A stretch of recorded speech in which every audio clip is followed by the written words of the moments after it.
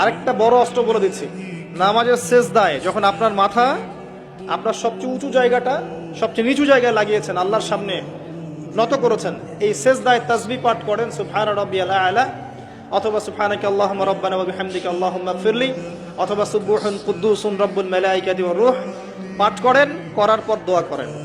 সেজদায় যে দোয়াই করবেন ইনশাআল্লাহ কবুল হয়ে যাবে। সেজদায় যে দোয়াই করবেন ইনশাআল্লাহ কবুল হয়ে যাবে। বলেন সুবহানাল্লাহ।